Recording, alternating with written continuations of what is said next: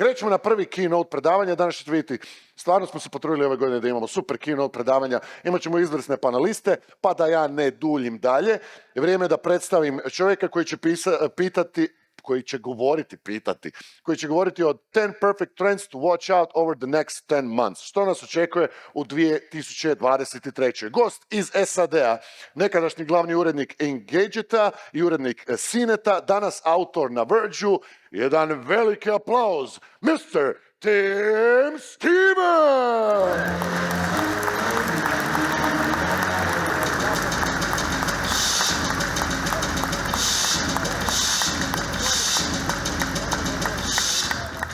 Thank you. Thank you very much. I have no idea what Ivan just said about me, but I hope that it was good. I have to extend my apologies that I am giving this presentation in English, but I assure you that your English is far better than my Croatian, so it's for the best for the both of us, I assure you.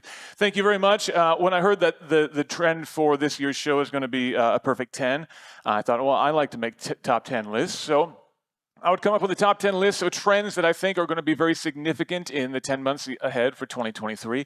I'm sorry to say that not all of these trends are going to be very good or very optimistic. Some of them are going to be a little bit sad and a little bit hard to deal with, but they didn't pay me to come here and bring you good news. In fact, they didn't pay me anything. So I'm going to just be talking about what I think is going to be important for the years ahead. And I'm also going to give you some ideas of how to survive these trends coming up.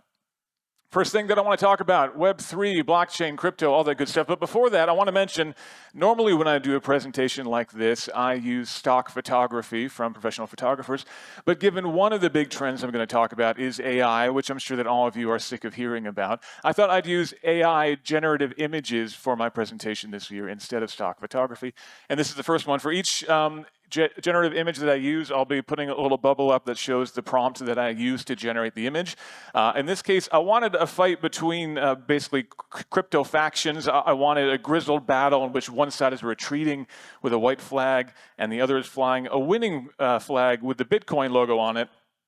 I didn't quite get that, as you can see. I thought it was interesting, though, that AI made this half a white flag and half a checkered flag. Like this side is both winning and losing at the same time. But on this side, the Bitcoin flag, as you can see, did not come out very well. But anyway, so Web3, this is an important year for Web3, for crypto, for blockchain. If you're not familiar with the phrase put up or shut up, something that we say in America, it's a kind of a boxing reference to put your fists up and fight, or get out of the ring, leave the battle. And in that way, I mean that this is the year that crypto has to become relevant to the mainstream if it's ever going to have any impact on the world at large. We're kind of sick of hearing about people trying to sell monkeys. We're sick of new crypto coins coming out. It's time to actually start making an impact on people's lives. It's time to get practical. The markets, of course, have not been kind to crypto overall, as you can see here. This is the trend over the past couple of years for just a general crypto index. Prices down really significantly over the past 12 months, but still there is some positives. If you look at the 3-year return, 38%. There aren't really that many mainstream investments that'll get you that kind of money over 3 years. So that is good news. On the NFT front, things not so good. As you can see, the markets there are definitely down very strongly, and there's little room for optimism on the NFT front. So, what's the important things to do for crypto coming up for the year ahead? Stop trying to reboot the global financial system. Stop with the big, grand ambitions and start focusing on smaller things. Start trying to make my finances easier. Make crypto relevant to people. Come up with real-world use cases that people can use right now. If you have to explain what a crypto wallet is, you've already lost. And stop trying to sell people monkeys. Start making crypto relevant to them now. But if you can help make me some money along the way, all the better. This, by the way, is another AI image. There's a lot of those, as you'll see as we go through.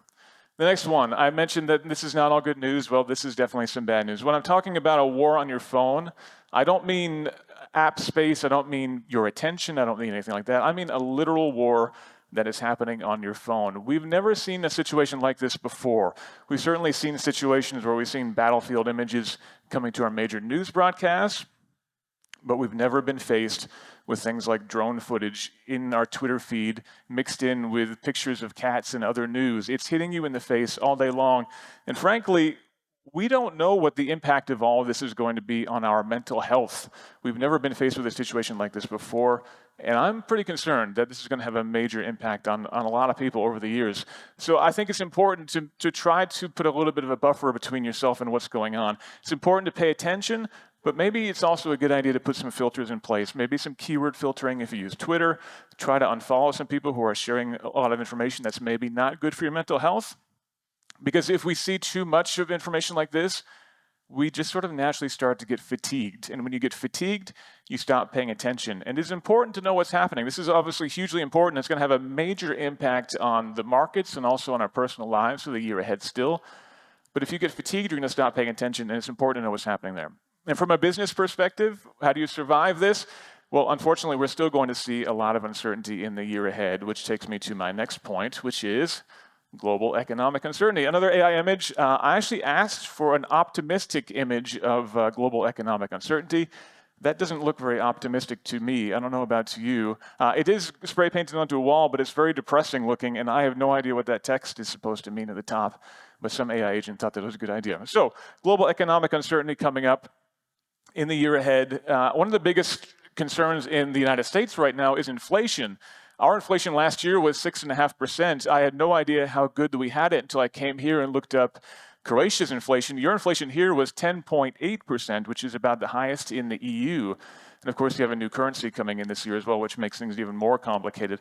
So inflation is going to be a huge concern even in this year to see what sort of trends that can be put in place to make sure that inflation doesn't get even worse. But there are signs that things are maybe going to get a little bit better. The Chinese economy is recovering after going into lockdown again toward the end of last year. That's good news for the global economy. And the IMF just said that the economy this year will grow by 2.9%. That's down from last year, about 3.4%, but it is an improvement over their previous prediction that it would only be about 2.5% up. So the IMF is saying that things are going to be better than expected, and maybe that means that we'll see some more recovery this year. Fingers crossed. Survival tips here. If you're at home, continue to be prepared for the unexpected. We're seeing massive layoffs, especially in the tech sector right now. So it's important to have your survival, your safety funds well stocked up for the year ahead if you can. On the business side of things, I think it's really important to be focused on value. Value for your shareholders, value for your customers, for your clients, for whomever that you are serving as a business. It's important to focus on short-term value for them right now. Prove that you are saving them money or making them money right now, because 2023 is, again, not going to be a good year to be asking for indulgences. You've got to really prove your worth to people right now. That's really important for 2023. Return of travel and tourism. Travel and tourism is one of the first things to get hit really strongly when the economy is down. And of course, with COVID, that was doubly difficult for the past couple of years. And I put this in here because, of course, travel is very important to the Croatian economy. The strongest of any in Europe, about 20% of your GDP is related in travel. And travel has been hit very hard the past couple of years. Last year's travel was only 66% of pre-pandemic travel, so down a lot.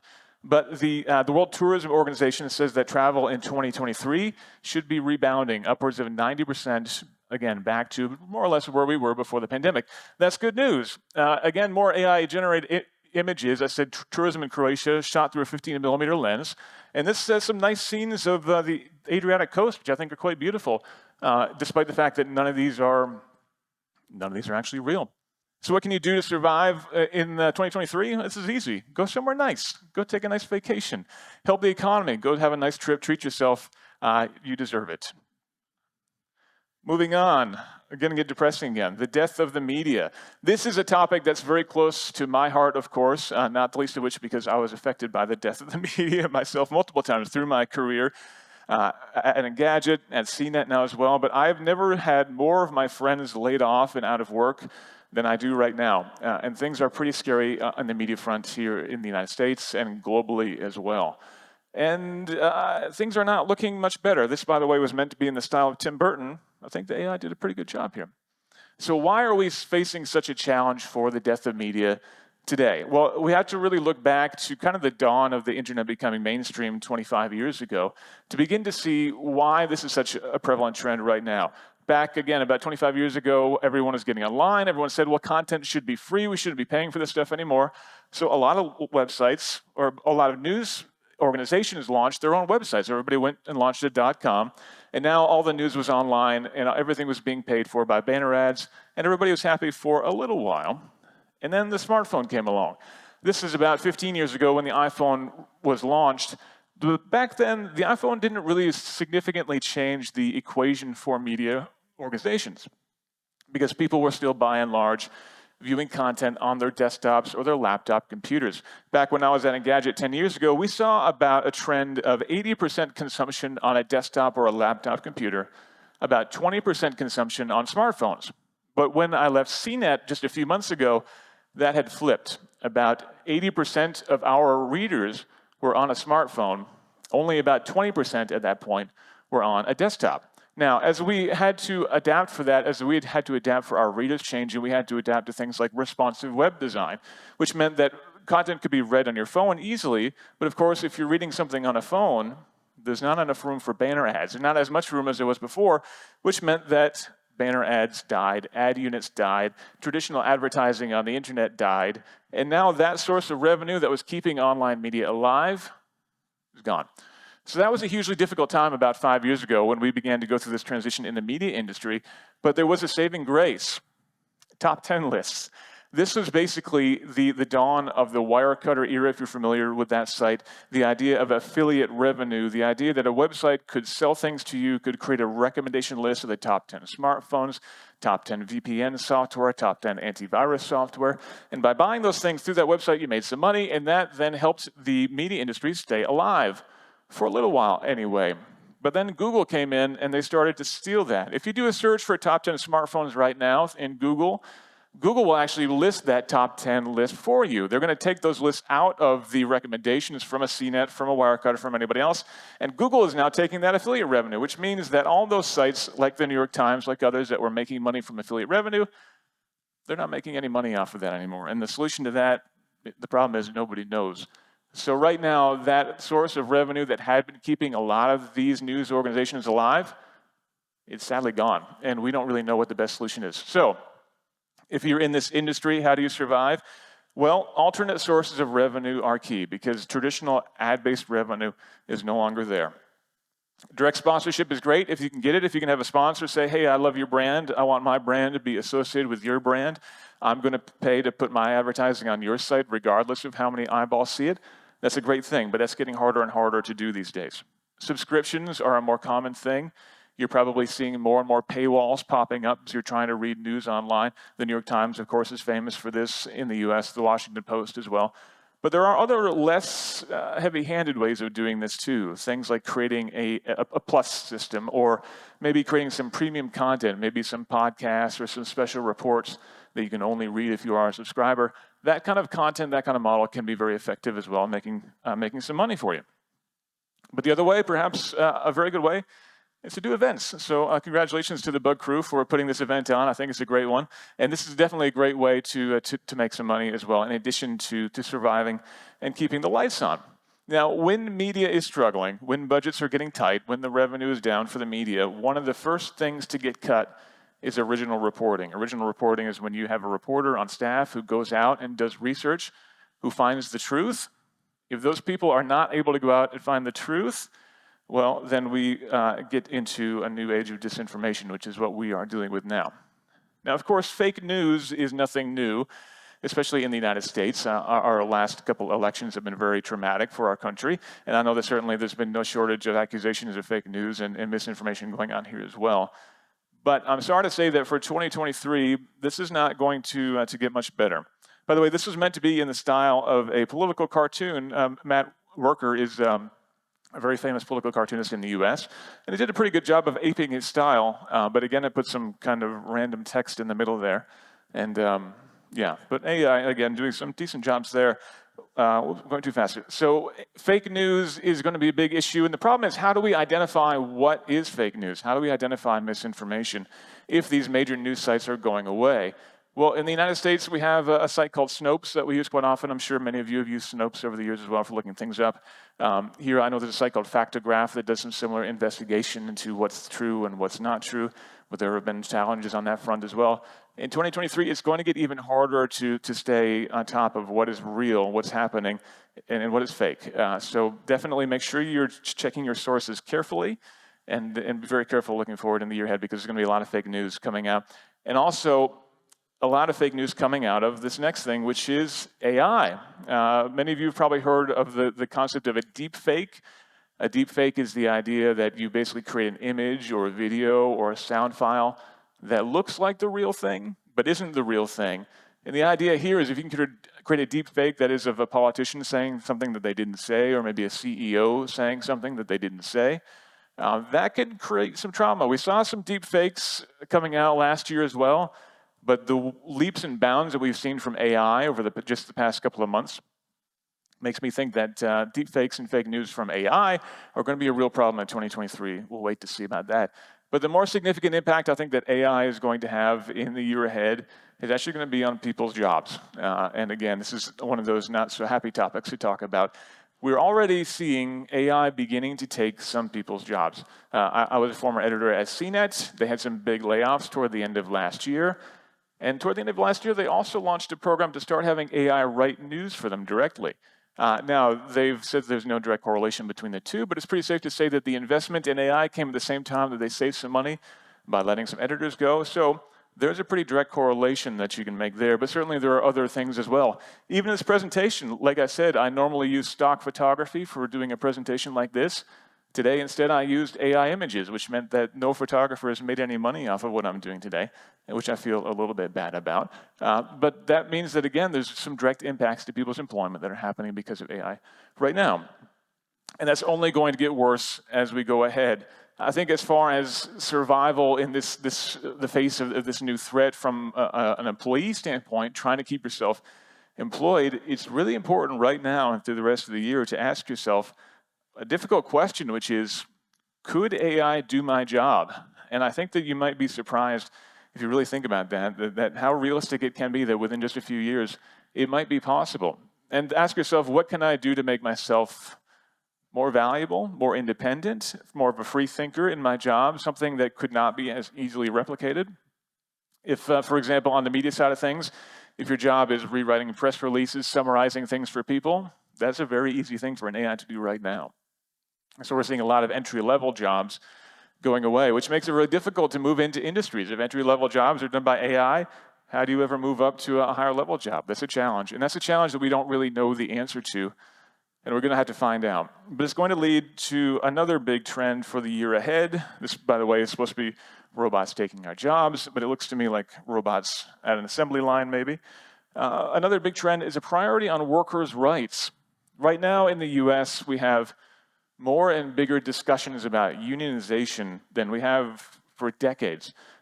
Companies like Starbucks, Amazon are seeing huge protests from their workers who are trying to unionize and trying to basically bind together and represent themselves. And there are a lot of reasons for that. AI is certainly a looming threat, not really a major impact yet, but it's going to be. But we're also seeing a big disconnect between the leadership of companies and the employees working at those companies. People feel more distanced than ever before. I was talking with a Google software engineer just a couple of weeks ago who worked at Google for 17 years and was basically let go by text message. His manager didn't know that he was being let go, was not given any warning, was not given any heart-to-heart conversation about what you can do next, was just cut immediately. And that's frankly disrespectful for someone who's been a part of your company for that long. And that is unfortunately now the norm in most corporations right now, that if you are a really dedicated employee for a long time, if you no longer fit in, you are cut immediately with no warning, and again, without even a gentle conversation, without apology, without anything. And that makes people rightfully very mad, very upset. And because of that, that inspires people to get together and to try to unionize, to try to support themselves. That's going to be a big discussion, a big topic going forward for the year ahead. Another thing that's causing a lot of stress, particularly in the US, and I know globally as well, is the right to remote work. During the COVID pandemic, when a lot of companies and a lot of offices shut down, people realized that they could be very effective workers at home without having to go into the office anymore. A lot of large corporations that had these big sprawling office complexes showed increases in worker productivity over the pandemic, despite nobody coming into the office anymore. So this really flew in the face of a lot of thinking of a lot of corporate leaders for years, that we need people together, we need people in meetings, we need people huddling all the time. And yet, despite those numbers showing that worker productivity increased and worker satisfaction increased and worker retention increased with remote work, a lot of corporations are right now mandating people to come back to the US. A lot of leaders are saying, I need my people in the office. Elon Musk being probably the most famous, ending all remote work rights and telling everybody to get back in the office or quit. And that's a big problem. It's really partly, again, identifying that disconnect between workers and their employers, because your average CEO, your average founder is an extrovert. You know, they've got to be out there, they've got to be raising money, they've got to be talking to people, they've got to be working hard to build a team around them. And your average extrovert wants to be in an office surrounded by people who they can see are working hard, who are giving them energy and allowing them to work harder. But your average employee at a tech company, they're probably introverts. They'd probably rather be at home with their cat or their dog, sitting in their pajamas, working in the way that's comfortable for them, on a schedule that's comfortable for them. And so as more and more companies, as more and more corporations are forcing people back in the office, this is another talking point that's making people upset, and another talking point that's really becoming a topic of worker rights. And by the way, this was meant to be a home-based employee in slippers with a protest sign in the form of pixel art, which is all right. The slippers are a little vague, and I don't know what that sign is supposed to say, but it did all right. We'll talk about sustainability. Now, being eco-conscious, there's nothing new there, but I believe that in 2023 it's getting even more important, and it has to be more of a major part of your business than it ever has been before. Net zero goals are really great, and we see a lot of companies signing on. Net zero, we see a lot of initiatives for 2030, 2035, a lot of companies and corporations saying they'll be carbon neutral. But despite all that hard work, most projections show that by 2030, global carbon emissions will actually be 10% higher than they are even today. My wife works and studies climate change, and there aren't many days that she comes home from work in a good mood. It's getting pretty dire out there. And so I think that it's really important to, if you're starting a company now, if you're building a company now, to make sustainability a core part of your concept, a core part of what makes your business unique. Because I consistently see that companies that somehow integrate environmental consciousness within the USP of their company, they get some kind of a boost. They get more attention from the fundraising side, they get more support from their customers, they get more brand loyalty, all sorts of things that can be boosted in your company if you can make that a fundamental part of your company. This, by the way, is meant to be wind turbines on a field of sunflowers by Vincent van Gogh, and it's actually a very lovely picture, I think. The problem is actually meant for modern turbines making power, so I tried again, and this is the second impact. So I said modern white wind turbines on a field of sunflowers, and these are all terrible. These are all like a nightmarescape of dark skies, and basically it's a horrible vision for the future, I think, but anyway, that's what AI gave me. So survival tips, again, make carbon neutrality part of your USP. If you're launching a company now, if you're doing a startup, find a way to make carbon neutrality a key part of that, because that can, again, give you a bit of a boost whether you're fundraising or whether you're trying to bring customers on board. And don't just budget for carbon offsets. So many companies just go out and buy carbon offsets and they say that they are then carbon neutral. But if you look into it, a lot of studies are showing that carbon offsets are actually worse for the environment than doing nothing at all, because you're just moving funds around. You're making yourself feel better, but you're not actually doing anything significant. All right, next thing, the EV war begins. This was supposed to be a Tesla Model Y and a Ford Mustang Mach-E painted in camouflage with cinematic lighting. I got two EVs that kind of look like Teslas or Fords, no camouflage, but randomly it put a dragon in the background, which I thought was great. I knew Dragon would appreciate that, so I chose to use this image anyway. I don't know where that dragon came from, but it's pretty cool. So why is this the year of the EV war beginning? I know what you're thinking. EVs have been on the market forever. I actually reviewed the Model S for the first time back in 2012, over 10 years ago. So yes, I'm well aware that EVs have been around forever. But this is the year when things are going to get really significant, when we're going to see a lot of challenges to people who are trying to enter the market, and certainly a lot of challenges faced by Tesla and Elon Musk. A real strong indicator of this, a couple of weeks ago, Tesla cut prices in the US by upwards of 20%. They cut prices globally as well. A 20% price reduction, that's really significant. We've never seen anything like this from Tesla before, but this was in the face of stagnating demand in the US. But even more significant than Tesla doing this was just a few weeks later, Ford followed. And they cut prices on their Mustang Mach-E, which is the biggest competitor to the Tesla Model Y in the United States. Why is this significant? Well, for one thing, Ford did this in a couple of weeks. I can't really begin to explain how big of a company that Ford is, but you can imagine the number of meetings that went together for Ford to be able to do this in just a couple of weeks. It must have been dozens and dozens of meetings at the top levels for Ford to decide that they were going to take $8,000 to $10,000 off of the cost of their car, which they're already losing money on. They'll lose even more money just to be competitive with Tesla. But this makes the market incredibly tough in the United States because of this and because of another reason. This is the price of lithium in the US over the past couple of years. Now, of course, lithium is the major component in a lithium-ion battery. This is one of the hardest materials to get in an EV and one that you need a lot of to make an EV work. Over just the past year, lithium prices have gone up about 500%. And that's despite global productivity, global production of lithium about doubling. China increased their production of lithium last year by 80%. Australia increased their production of lithium by about 30%. So globally, we have about twice as much lithium now being produced than we did a year ago. But despite that, prices are still going through the roof. And this is having a direct impact on any company that's trying to launch an EV into the market right now, because suddenly their cars cost a lot more to build than they did before. Your average car takes about 4 or 5 years to design. And so if you're a product planner and you're designing your car about here, you're trying to decide how much it's going to cost. And by the time you get there, your cost of materials is 5 times higher. That has a significant impact. Nissan, for example, just said that they're going to reduce production for their Nissan Ariya, their luxury SUV that was meant to hit the market by now, because they're finding that it's costing a lot more than they wanted to, and they can't be price competitive, and they're going to be losing money. And that's a big challenge for anybody who's trying to enter the EV market right now. So those companies that really want to be successful in EVs, they're going to be losing a lot of money this year, but they're just trying to gain a foothold. And this could also be a good year for plug-in hybrids, which need less lithium, and that could be an increasingly good option for a lot of people too. Last thing that I want to talk about is this. This is a Rimac Navara. I actually drove, not this car, but one very similar to that just yesterday, which was pretty exciting. I'll tell you about that later. And that is a gentleman who I think a lot of you know or are familiar with, who will be on this stage in, I think, about 4 hours' time.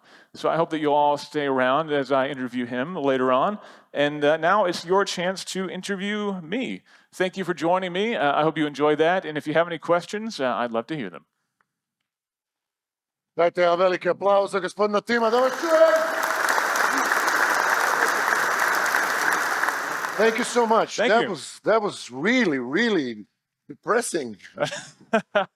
Like I said, it didn't pay me to bring good news. I hope that was informative at least. Ovako, možete slobodno postaviti pitanja i na pitanja@bfs.bug.hr.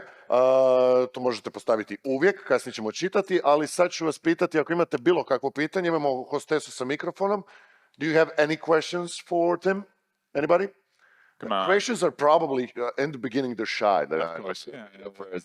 Then the first question pops up, then everybody's got a question. Ko će biti hrabar? Čovjek je došao iz Amerike, ima da postavite jebeno pitanje. Okay, we got one there. Beautiful, thank you.